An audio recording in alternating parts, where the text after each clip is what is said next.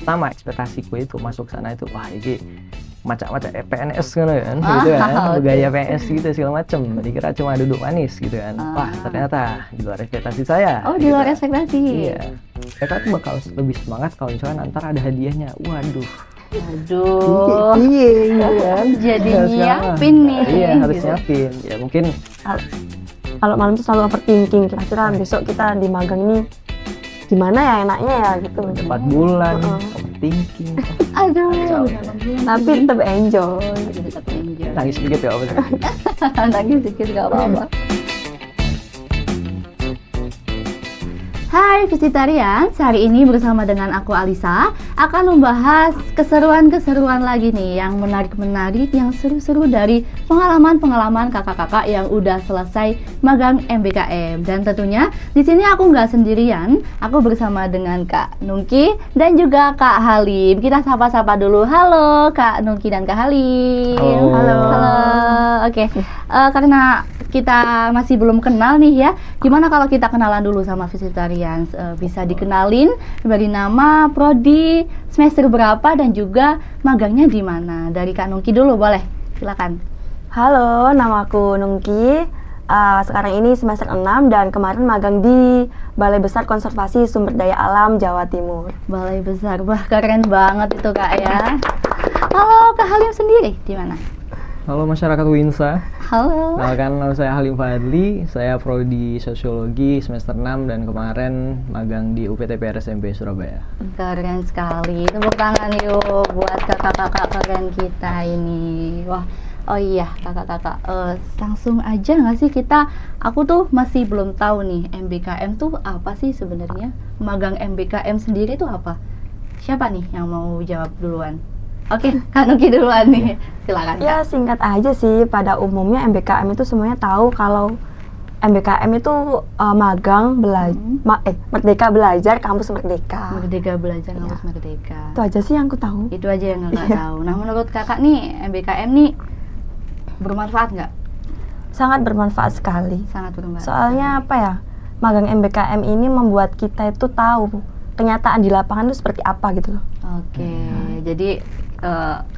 jadi realitanya kita kerja gitu tahu ya. Betul banget. Benar-benar. Kalau dari Kak Halim sendiri, apa sih MBKM tuh? Menindaklanjuti dari jawaban Mbak Nungki ya. Kalau misalkan tadi kita biar tahu apa lapangan sebenarnya di dunia kerja tuh kayak gimana, bener. Terus kalau misalkan mungkin kita mengaca sama angkatan sebelumnya itu kan cuma reguler aja kan. Sedangkan sekarang baru ada inovasi baru yaitu magang MBKM, di mana itu 3 bulan dan itu saya rasa 3 bulan tuh udah afdol banget ya. Afdol banget buat ya. orang magang tuh. Iya. Jadi ilmunya benar-benar dapet lah. Udah gitu. dapet lah. Iya. Kalau bisa kerasan di situ ya kerja di situ gitu ya. Insya Allah. Insya Allah kerasan gitu. Nah kalau dari jawaban Kak Halim nih, aku jadi kepo. Ada gitu magang reguler sama yang nggak reguler? Ada ya? Ada. Ada. Nah MBKM ini termasuk yang reguler bukan? Oh bukan. Oh, itu ada opsinya sendiri kalau buat magang MBKM. Oh. Jadi kalau reguler mungkin cuma dalam kurun waktu 1 bulan aja. Jadi kalau misalkan MBKM itu antara 3 sampai 4 bulan. Antara 3 sampai 4 bulan. Jadi Iya. magang MBKM ini nggak wajib gitu ya? Nggak wajib. Nggak Jadi wajib. kemarin juga mahasiswa sendiri juga dikasih pilihan bebas milih magang MBKM atau reguler. Sedangkan mayoritas anak-anak sosiologi kemarin itu banyak yang MBKM. Banyak yang gitu. MBKM. Kira-kira nih dari Kak Nungki dan juga Kak Halim kan magang MBKM. Nah itu kira-kira kenapa kok memilih untuk MBKM gitu? Siapa dulu? Okay, ladies first. Ya, mungkin aku ladies first.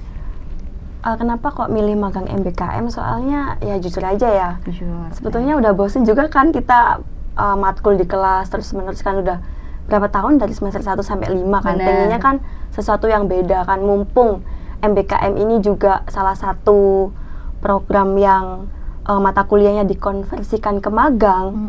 Dan yang tadi dibilang Halim, kita magangnya 3 bulan, 4 bulan gitu kan, bisa menggali pengalaman baru juga kan. Makanya aku pribadi milih yang MBKM aja daripada kelas gitu. Daripada kelas gitu. Kalau Mas Halim?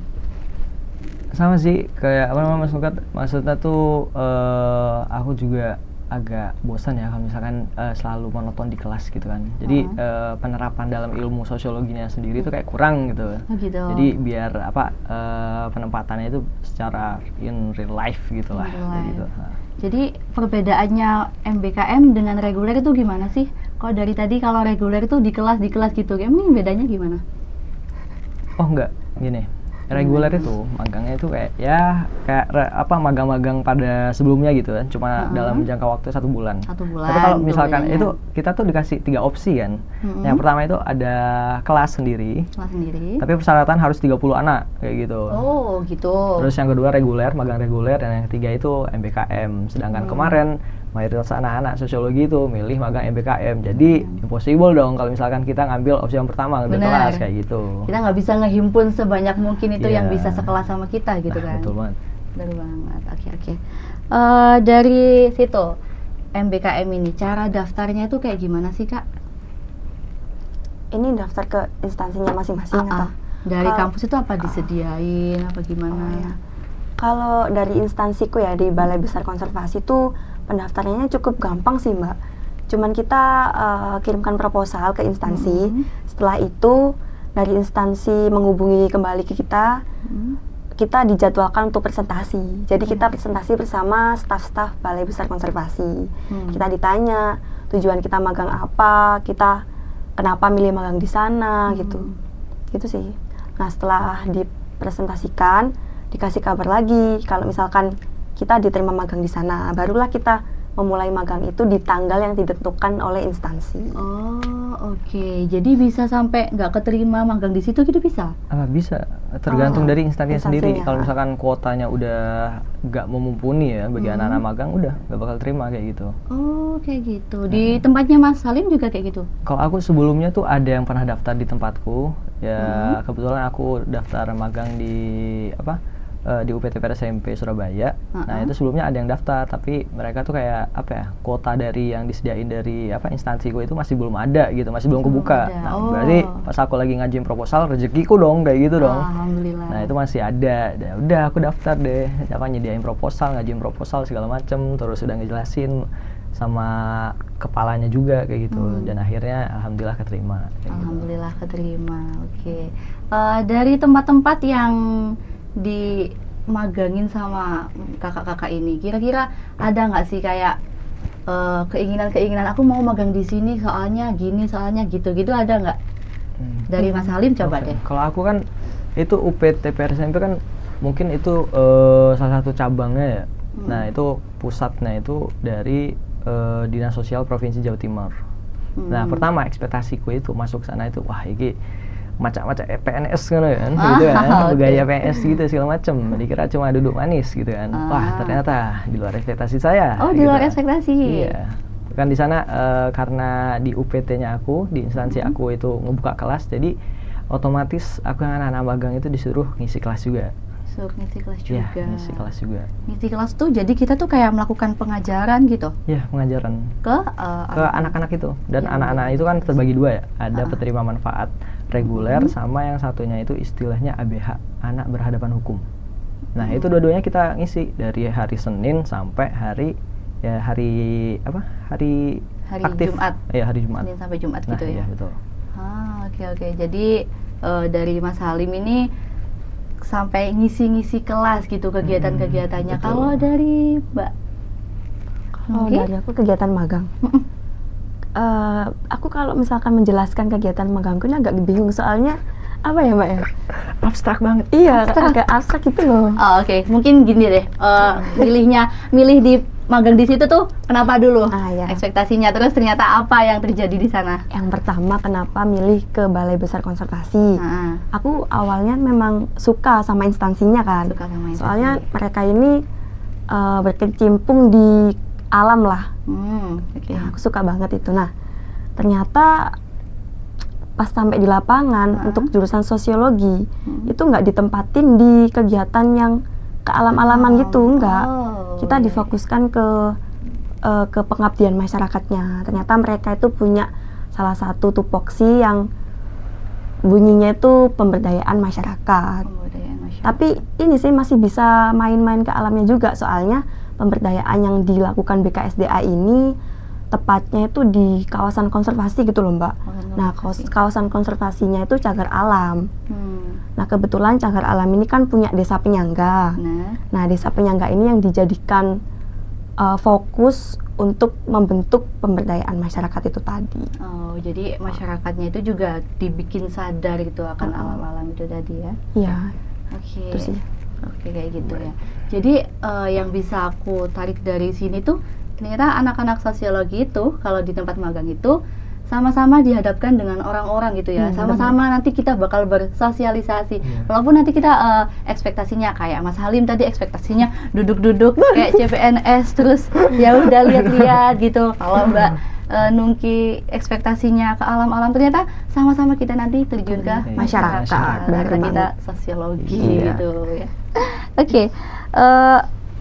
Karena kita tadi udah tahu juga magangnya itu ngapain aja dan sebagainya, ada nggak sih keseruan-keseruan dari yang Kak Halim dan Kak Nungki alami di sana saat ngapain aja di sana itu? Ada nggak keseruan-keseruannya? Boleh gitu diceritain. Apa keseruan berkecimpung dengan ketekanan ya? Waduh. Oh, bisa tertekan banget gitu ya? Bukan tertekan ya, maksudnya tertekan takut kita nyampein materi-materi itu salah segala macam kan. Di sana kita juga ngajarin anak-anak ya, apalagi anak-anak yang rentan masih dalam pencarian jati diri segala macam. Kan di sana anak-anak 14 sampai 18 tahun. Ya, masih labil-labilnya gitu kan.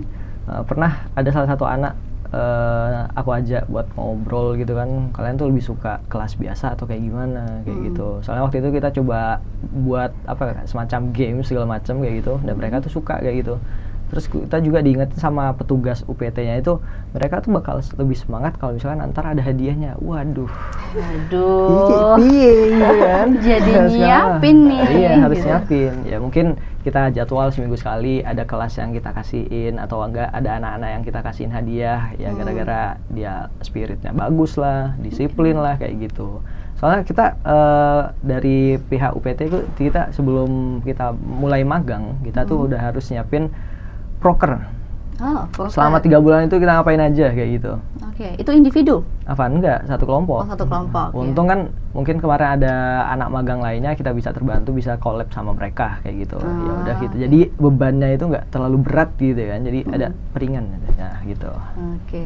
Kak, jadi mikir banget ya. Maksudnya ternyata magang MBKM itu bener-bener real kita yang ngerasain, bukan kita cuma ngerjain sesuatu terus selesai gitu, tapi kita benar-benar harus memikirkan gimana kita optimal kayak gitu. Bener juga. Yang dirasain sama Mbak Nungki itu juga kayak gitu nggak sih? Ya, hampir sama sih sebetulnya Mbak. Tapi aku tadi lupa cerita sih, sebetulnya di balai besar ini tuh kan aku tadi cerita kalau pemberdayaannya tuh ada di daerah kawasan konservasi kan. Benar. Cuman balai besar ini ada salah satu program yang baru gitu loh Mbak. Jadi pemberdayaannya ini nggak dilakukan di kawasan konservasi, tapi di ruang lingkup desa. Nah, dan pemberdayaannya ini tuh tentang merak gitu loh Mbak. Tentang apa? Burung merak gitu. Oh, burung merak. Nah, itu merupakan pengalaman pertama buat aku juga kan. Kayak kita awalnya tuh umumnya merak itu semuanya bulunya cantik kan. Ternyata yang bulunya cantik itu cuman merak yang jantan aja. Yang betina itu enggak. Iya, aku juga baru tahu loh. Nah, makanya gara-gara magang MBKM ini kan aku jadi tahu pengalaman baru gitu loh, yang aku sebelumnya nggak tahu, jadi tahu di Balai Besar Konservasi ini tadi. Benar. Jadi aku tiap hari ke kegiatannya itu tadi ngurusin merak. Ya, ngurusin masyarakatnya juga. Terus main-main di kawasannya juga, diajak patroli kadang-kadang sama. Tapi patrolinya nggak di daerah kawasan sih. Di mana? Cuman di dekat-dekat kawasan aja, di pos jaga. Pos jaga kayak gitu. Itu kalau patroli itu ngajak masyarakat juga atau gimana? Tapi bisa juga sih, cuman kemarin kita kegiatannya pure cuman staff sama kita anak magang aja. Cuma staff sama anak magang aja, sumpah. Kayaknya seru banget nih buat aku yang masih semester 4 nih, kayak merasa kayaknya MBKM ini seru banget buat dilakuin gitu ya. Excited ya? Excited banget. Kayak aku kayaknya juga pengen deh magang MBKM kayak kakak-kakak ini.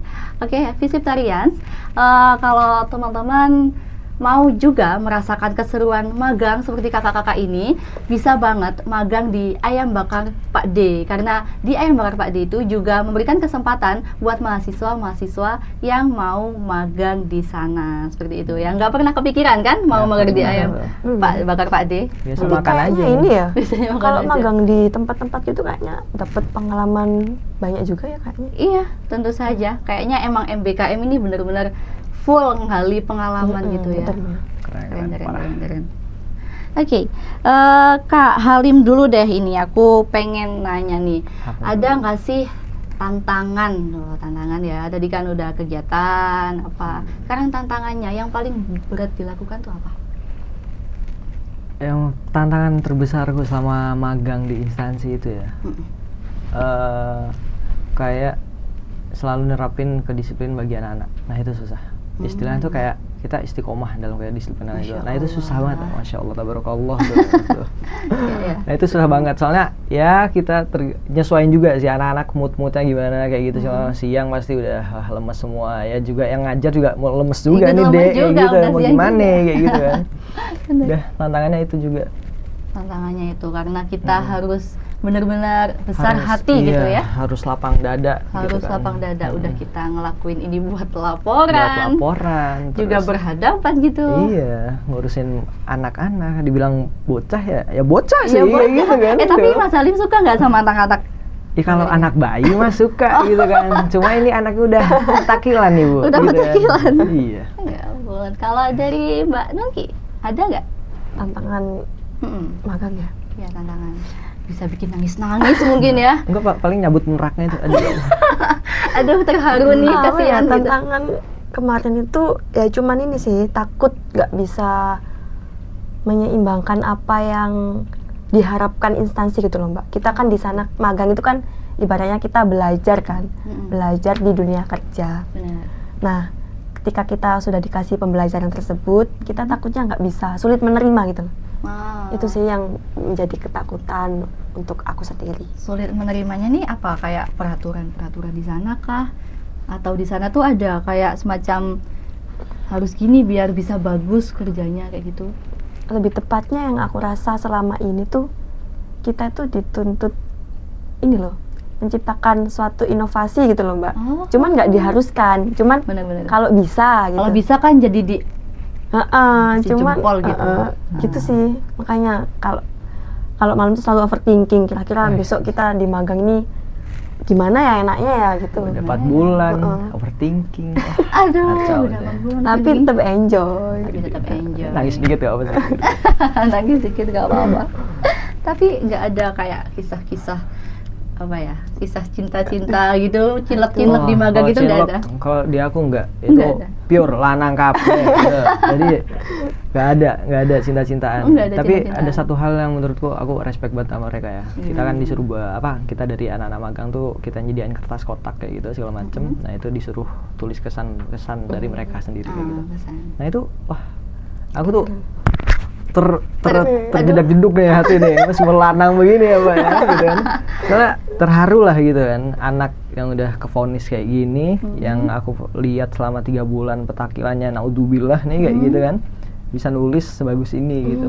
Semoga Mas, Mbaknya apa dibales sama Allah Subhanahu Wa Taala kayak gitu, ilmunya berkah, jadi orang sukses. Wah, Ya Ciao. ampun, langsung terharu-haru. Iya. Rasanya pengen sama mereka terus bertahun-tahun gitu ya. waduh jangan. Oh jangan, nggak jadi deh kalau gitu. Kalau dari Mbak Nungki, Nggak ada sih cinlok-cinlokan Mbak. Malah ini sih, kalau di tempat magangku tuh banyak banget loh yang hal yang unik banget buat ditulis gitu loh Mbak. oh, Jadi mungkin sibuk mencari pemikiran untuk nulis kayaknya. sih mencari itu tuh dicicil apa gimana sih Kak? Apa? Kalau Kalau lagi tugas. magang terus laporannya gitu dicicil-cicil Iya, apa? dicicil. Aku tuh selama dicicil. setelah 1 bulan magang mulai itu kan tinggal 2 bulan lagi kan. Itu tiap hari tuh bawa laptop pasti. PP tiap kan hari aku dari kosku ke Balongsari tuh, wah, Siwan pegel-pegel nih perjuangan nih. Aduh perjuangan. Biar sidangnya lancar, Pak, gitu kan. biar sidangnya lancar. Tapi alhamdulillah lancar ya. Alhamdulillah lancar. Alhamdulillah. Sudah sidang semua? Udah. Sudah. Sudah alhamdulillah. Udah revisi? Sudah selesai. Sudah bagus selesai. juga. Udah, jadi dicicil itu. Jadi kalau Mbak Nongki juga dicicil juga? Iya Mbak, soalnya kebetulan tugas MBKM yang diberikan ini tuh lumayan banyak, tapi nggak yang membebankan. Mosok. Banyak nggak membebankan. Banyak itu nggak beban berarti ya? Alhamdulillah kan Mas, yang penting kita melaksanakannya enjoy itu masih aman Mbak. Lillahi ta'ala. Yang pertama gitu itu ya. tugasnya itu apa ya? Lookbook. Lookbook. Di situ news. Di situ laporan individu, laporan kelompok. Itu ada itu di tugas MBKM. Di tugas MBKM itu tugas MBKM itu beda dengan laporan magang. Salah Apa sama? satunya. Salah satunya. Nanti salah itu satunya. dicantumin juga. Iya, dicantumin. Jadi kayak logbook sama lampiran-lampiran tadi juga laporan kelompok, laporan akademik itu jadi satu. Nah, itu di bagian akhir. Ya, istilah apa ya? Meskipun kita agak sambat segala macam, mungkin ini salah satu pertama kalinya ya adanya MBKM di sosiologi. Oh gitu iya kan. ya, benar-benar. Terus, nah ini terbukti nih mahasiswa sosiologi nih mampu menghadapi tekanan yang begitu menekan nih Bu ya. Kita Gitu. sudah terpontang-panting gitu, Iya, bisa udah lapang gitu. dada nih, kuat, Ultraman dah. Masya Allah, Ultraman. Oke, tadi aku dengar ada yang namanya lookbook, ada yang namanya news, ada apa? Aduh, apa itu? Apa itu lookbook? Apa itu news? Boleh nggak sih Ya dijelasin? boleh banget. Boleh banget ya, apa-apa itu? Tadi kan aku bilang kalau magang MBKM ini salah satu program yang dikonvensikan mata kuliah itu tadi loh. Nah, oke. kebetulan semester 6 ini di sosiologi itu ada mata kuliah namanya academic writing. Academic writing. Nah, makanya mungkin lookbook, penulisan lookbook, news itu salah satu pemicu mata kuliah academic writing ini. Jadi lookbook itu laporan kegiatan kita sehari-hari. Misalkan hari Senin sampai dengan Jumat, dari jam kerjanya mungkin jam 8 atau sampai jam 4 itu ngapain aja. Ngapain aja. Nah, jadi kegiatan kita sehari-hari gitu loh. kita deskripsikan di situ. Benar, lookbook itu namanya. Itu namanya lookbook. Kalau news. Kalau news itu misalkan nih 1 minggu kita magang, ada nggak sih kejadian atau Cerita menarik. cerita yang unik gitu. Kalau misalkan ada, kita tuangkan, kita tulis itu. Iya, Untuk iya, news sendiri tuh minimal 500 kata ya. Ya, 500 kata. news sendiri memang. Kalau kita misal merasa nggak ada yang unik gitu gimana ya? Nggak ada, pasti unik. Pasti ada sih. Pasti ada, serius Pasti pasti ada kayak gitu. Iya sih. Soalnya kan kita kan berkecimpung di hal-hal baru gitu Iya. ya. Ya kita nggak expect mau bakal di situ. Iya, apalagi gitu. tadi tentang merak kayak gitu. Wah, itu tadi. tentang bocil, wah. Itu pasti kakak-kakak nuangin di news ya? Iya, Ya, pasti. bener banget. Keren. Oke, setelah ada lookbook, kemudian ada news, kemudian ini aku pengen bahas ini laporan magang nih Kak. Nah, laporan magang ini kan udah ada nih. Katanya dengar-dengar kalau laporan magang itu bisa juga dibuat skripsi kayak Bisa. gitu. Tapi kakak-kakak ada nggak nih rencana kalau laporan magangnya dia buat skripsi aja lah biar nggak Kalau- mikir-mikir lagi gitu? Kalau aku sendiri sih ada. Soalnya dari temaku juga aku juga udah konfirmasi, juga minta saran ke dosen-dosen tuh, dosen sosiologi tentunya. Gimana sih Pak, Bu, mengenai judul saya, apakah bisa ditindaklanjuti ke skripsi itu? Nah, kata dosen-dosen sendiri, bisa Mas, malah bagus kayak gitu segala macam. Padahal menurut saya temanya saya sendiri tuh kayak simple banget gitu kan. Wah, ini hal-hal sepele cuy kayak gitu. Tapi ya bismillah aja lah gitu. Bismillah aja. Boleh tahu nggak nanti bahas gimana judulnya atau temanya? Temanya itu aku tentang pembentukan etika dan moral pada anak kayak gitu. Soalnya aku mengingat kembali di salah satu Apa itu? salah satu proker di UPT itu pembinaan karakter kayak gitu. Nah, itu aku sangkut pautin di situ. Nah, kalau misalkan di di laporanku mungkin pembahasannya cuma segini, nanti kan tinggal deskripsi tinggal segini nih. Nah, kayak gitu. Bisa kan yang melebar gitu kan. Bisa lah, That's I melebar. mean gitu kan. Kalau boleh tahu itu nanti itu kan di sosiologi itu kan biasanya setiap skripsi atau laporan apa-apa itu di selarasin dengan kayak teori-teori sosiologi atau nggak gitu mata kuliah sosiologi itu pernah kepikiran nggak Mas mau di? Oh pernah, soalnya pas lagi kita ngerjain laporan akademik itu kan di salah satu strukturnya itu ada teorinya apa. Nah, kita cantumin. Kalau aku kemarin kebetulan pakai teorinya George Hermit yang interaksionalisme simbolik kayak gitu.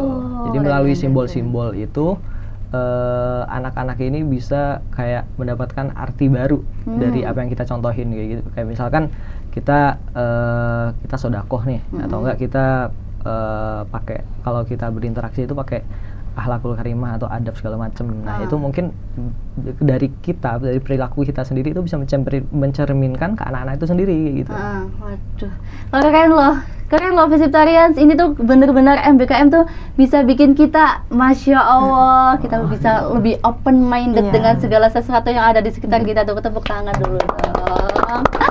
Keren sekali. Kalau dari Mbak Nungki tuh ada nggak sih yang kayak Mas Halim gitu? Aduh. Ada dong pastinya Mbak, soalnya kan mumpung gitu lah, kita kan sudah ngetik banyak gitu kan, dan kebetulan dari DPL sendiri juga bukan menyetujui sih, memperbolehkan gitu loh, misalkan ini dijadikan skripsi gitu, biar nggak ngulang dari awal gitu. Iya sih.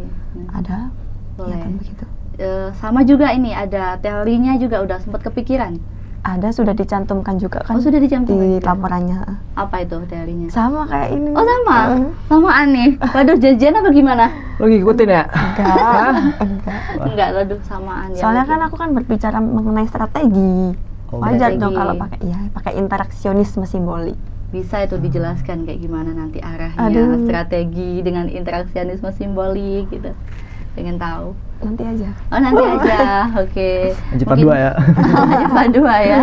Nanti aku pengen banget nih bincang-bincang lagi dari belakang. Soalnya aku yang semester 4 ini juga merasa kayak, aduh kok yang tak pikirkan itu MBKM, magang, itu cuma di perkantoran, terus kayak di instansi-instansi seperti ya di pemerintahan. Ini juga pemerintahan ya?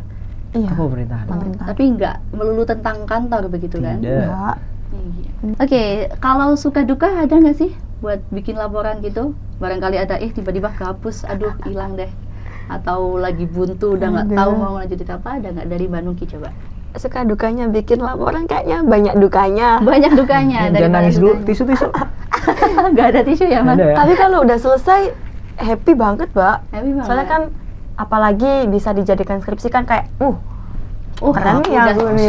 Abis ini aku udah mau lulus gitu kan. Kita boxing aja ya gitu. Tapi dukanya tuh karena apa? Dukanya karena kayak capek gitu loh. Capek. Kayak bingung ini mau ketik apa lagi.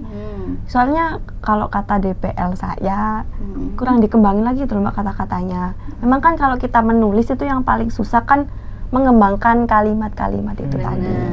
Itu sih menjadi duka saya. Jadi susahnya di parafrasenya gitu. Ya benar Mbak. Tapi DPL itu apa sih?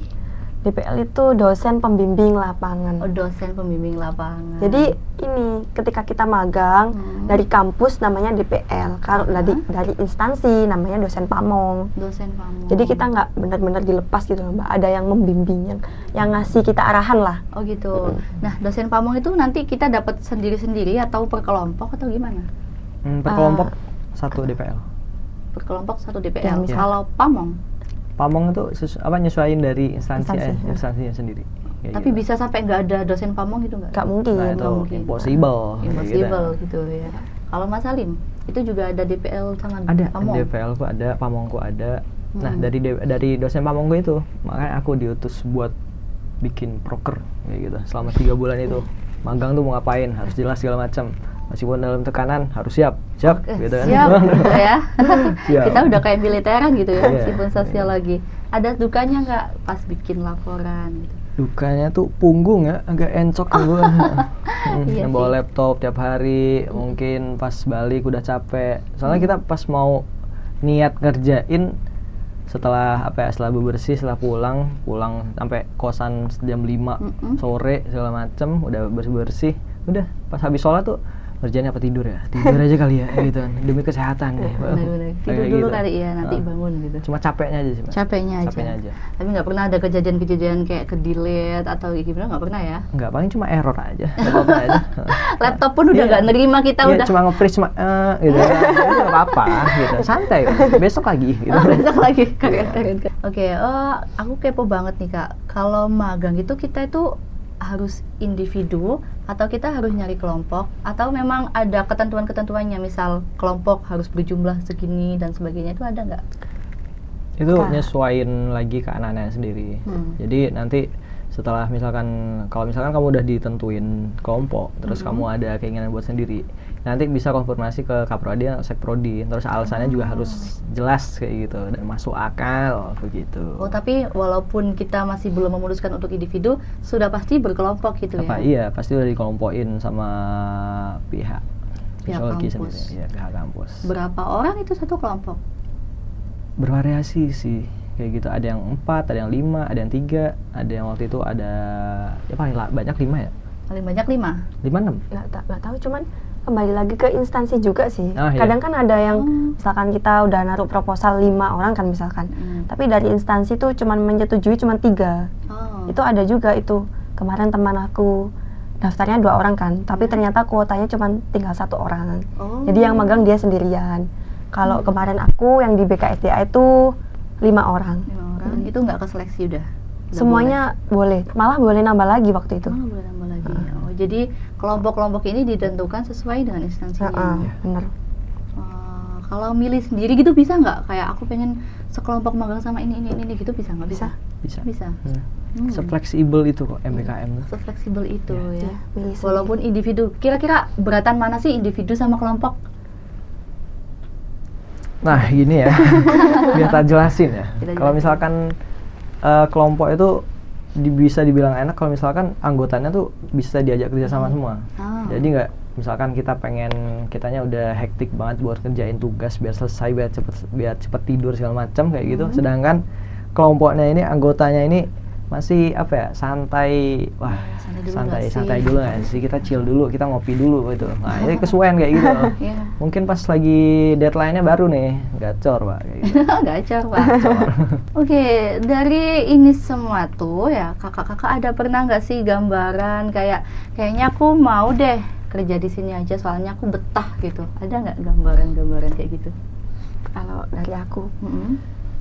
dari aku kan yang tadi ku bilang kan, kalau aku tuh memang magang di situ karena memang suka sama instansinya. Dan pastinya kalau suka adalah gambaran pengen kerja di sana. Oh, gitu-gitu. Balai Besar Konservasi. Tolong diterima ya kalau Mbak Nungki mau kerja di sana, soalnya suka sekali. Nomornya di bawah ini ya. Kalau Mas Salim, Kalau aku gara-gara itu instansinya itu di luar ekspektasiku ya, jadi ya masih belum ada gambaran sih. Soalnya saya mau jadi kapal laut. apa benar itu? Enggak. Mau jadi kapal lu guys? Kapal laut tuh kan. Jokes guys. Jokes ya guys. Enggak, masih belum nemu. Antara mau ke bagian dinas atau ke luar negeri atau segala macam, masih belum tahu. Ada momen yang paling hektik nggak waktu magang? Ada. Nah, ini Jadi kayaknya Mas Halim ini punya di momen penutupan hektik terus. magangku itu aku collab sama anak-anak magang yang lainnya, itu aku buat pentas seni. Oh, Dan itu kurang dari 1 minggu persiapannya.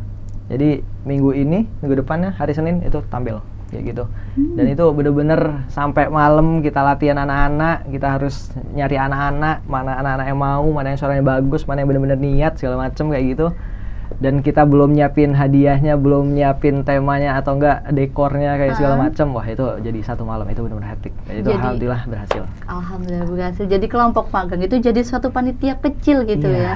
Yang betul. pensi itu anak-anaknya. Anak-anak semua kayak gitu. Oh. Kita libatkan semua. Jadi anak PM reguler, dari anak ABH segala macam kita satukan semua. Tapi Kayak gitu. proker pensi itu yang nyiptain kelompok sendiri atau emang dari instansi? Enggak, dari kita, dari anak-anak magang sendiri. Nyiptain. Jadi itu Keren banget. biar ada cerita bagus gitu lah. Bener. Apalagi pas penutupan gitu Iya, ya. penutupan. Kenangan banget. Gitu. Kalau dari Kak Nungki? Yang hektik ya? Hektik. Gak ada sih kalau dari aku, cuman magang MBKM ini bisa nemuin kita sama orang-orang yang hebat gitu loh Mbak. Oh. Contohnya kayak aku kemarin magang itu, ternyata aku ketemu sama penulis sejarah Reok Ponorogo. Kebetulan aku magang di Ponorogo kan waktu itu. Oh iya. Itu ketemu sama penulisnya. Kan itu suatu hal yang menurutku momen yang penting lah. Maksudnya ketemu sama orang hebat. Kita nggak akan expect kayak gitu. Terus habis itu ternyata kita juga diajak diskusi mengenai program yang besar di sana itu. Untuk yang hektik sih menurutku nggak ada, cuman karena magang ini kita ditemukan sama orang-orang yang hebat-hebat gitu. Itu jadi sebuah kesan tersendiri gitu ya. Jadi Iya, bener hebat. banget. Jadi standar-standar aja nih kalau Kak Nungki. Kalau Mas Halim ada itu hektiknya. Kayaknya Mas Halim nih niat banget nih MBKM-nya nih ya. Sama-sama nih ya, Iya. cuma kalau Mbak Nungki ini dengan kalem ceria. Kalau Mas Halim dengan Ya lapang dada nih Mbak. keren Dengan banget. Sasageo. Bisa nih buat dijadikan panutan nih ya. Kalau gitu ada nggak tips and trick gitu buat para visiptarians yang masih belum magang, buat aku juga mungkin, gimana sih biar Tips and magangnya kita lancar-lancar, enjoy. Oh iya, biar enjoy segala macam. Tips and trick. Kamu atau aku? Siapa Aku nih? aja ya, gitu. Oh, kamu. Oh, Oke. oke. Nah, yang pertama sebelum kalian magang itu tentuin yang benar tempat instansinya. Kalau perlu istikharah deh kayak gitu. Oh, Masya Allah. Biar gak sesat di jalan kayak gitu. Daripada sesat di jalan ntar sambat, nah itu nangis-nangis sendiri kayak Tapi gitu. sempat istikharah, Apaan? Mas Halim. Nah itu enggak. Ini cuma tips ya. Iya, tips and trick aja kayak Oke, gitu. terus Dan lanjut. juga nanti jangan lupa kalau misalkan kelompok pilih anggota yang benar dan bekerja sama gitu ya. Siap. Lanjut. Tips and trick dari aku mungkin hampir sama kayak Halim sih. Kita itu ikut-ikut kali, gitu. bukan, ada tambahannya ini Li, belum selesai. Oke. Jadi kita itu mendalami lah instansi, mengenal instansi yang kita tuju tuh gimana, jangan sampai ekspektasi kita itu melenceng gitu loh sama realitanya. Iya, iya. Kita gali yang lebih dalam mengenai instansi tersebut. Di situ tetap terapin apa ya? Apa nih? Apa? Terapin Adab. jiwa-jiwa yang semangat biar kita magangnya semangat. Yoi. Di situ sama kayak Alim juga milih teman kelompok yang memang sama-sama bisa diajak Diajak- kolaborasi. iya, diajak Soalnya itu kerjasama. juga menentukan kitanya juga. Heeh. Kan kita kan kadang terpengaruhnya sama orang Benar. lain gitu loh. Iya. Itu sih. Lama, teman-teman lama jadi kita ikut lama. Ataupun kalau kita emang nggak pengen lama, ya kena imbasnya aja Nah, gitu. iya. Ya. Kecipratannya itu dosanya tuh. Dosanya. Oke, karena aku udah dapet tips and trick dari kakak-kakak nih, aku pengen tahu juga nih, ada hikmah nggak yang bisa kita ambil dari magang-magang tuh, barangkali ngefek gitu di kehidupan Mbak Mas kalian, tiba-tiba habis magang terus aku tiba-tiba jadi rajin atau gimana gitu, ada nggak hikmah-hikmah kayak gitu? Dari Bandung dulu deh. Oh boleh. Ada, pastinya ada banget malah. Bisa Nah, di magang ini kan kita kan banyak bertemu orang kan, bersosialisasi. Benar. Nah, hikmahnya tuh kita jadi lebih percaya diri, bersosialisasi, menyelesaikan konflik pun juga karena kita banyak bertemu orang kan, sering ketemu orang gitu loh Mbak. Jadi menyelesaikan konfliknya juga Lebih ada pengalaman gimana biar ketata gitu ya. cara komunikasi juga Ah. ke orang lain tuh sering dilatih, sering ketemu banyak orang, jadi ya lumayan agak terlatih komunikasi. Jadi kita tahu tipe-tipe orang kalau ngomong sama orang kayak gini. Bener kayak banget. gimana, gitu. Ya kalau dari aku gitu. Oh gitu ya. Ngefek ya di kehidupan ya berarti. Ngefek. Lebih baik nggak? Lebih baik. Lebih baik, Ini alhamdulillah. alhamdulillah. Alhamdulillah. Sama ini sih di Ponorogo kan kita kan ngomongnya kan pakai bahasa krama kan Mbak. Ah iya. Widih. Ada teman aku itu yang dari Madura kan, gara-gara magang MBKM ini di Ponorogo dia jadi bisa bahasa krama loh. Oh, padahal bahasa Jawa yang kasar aja masih belum tahu ya. Kalau kasar tahu banget. Oh, udah tahu banget. Jadi tapi dia jadi bisa bahasa krama Mendalami halus gitu. Wah, Coba keren, spill keren. deh, spill dong. Bahasa keramat gimana tuh? Ih, Monggo. mau tahu? Oh, monggo. Monggo diunjuk. Betul loh guys, monggo diunjuk terus silakan diminum gitu. Iya benar. Udah, kalau dari Mbak Nuki juga udah bisa ini kramanya juga. Alhamdulillah. Alhamdulillah, udah siap kita menghadap mertua kita nanti ya. Dengan bahasa Keramanya udah bisa, aku tata krama deh gitu. Gitu, masuk ya sih. tata krama. Kalau dari Mas Salim, Kalau aku mungkin pembelajaran yang bisa aku ambil dari sana tuh gara-gara aku lebih apa ya, fokusnya condong ke lingkungan mereka ya. Ketika aku tanyain satu-satu, kalian kok bisa ada di sini, khususnya anak yang berhadapan hukum, mereka tuh ya salah satu faktornya itu lingkungan pertemanan dan mungkin dari apa ya, perhatian dari keluarganya juga kurang kayak gitu. Nah itu yang aku ambil. Jadi gimana kita ke depannya kalau misalkan nanti kita berkeluarga atau di masa depan kayak gitu, kita bisa terapin, mana sih yang boleh kayak gitu, lingkungan yang kayak gimana yang perlu kita terapin ke anak itu, terus dan dengan gaya apa kita harus mengajarkan pada mereka kayak gitu. Nah, kayak gitu. Oke, Visiptarians, banyak banget keseruan-keseruan yang udah kita dapetin. Tapi kalau dari aku sih sebenarnya kurang ya. Kayaknya kita mau lanjut lagi di segmen berikutnya atau di part 2 kita akan lanjut lagi bahas-bahas tentang keseruan magang dan juga tips and trick yang lebih detail lagi. Tapi karena waktu sudah habis ya, durasi kita udah nggak banyak-banyak lagi. Kita bisa, kita bisa ngobrol lagi di belakang. Mungkin silakan kalau Visiptarians mau komen, kita mau ada apa lagi yang dibahas, silakan berkomentar dan jangan lupa follow IG visipuinsa.official dan subscribe dan like YouTube Visip Uinsa. Terima kasih dari aku Alisa dan juga Mbak Nungki dan Mas Salim. Kita tutup pertemuan dan pembahasan kita hari ini. See you. Bye bye.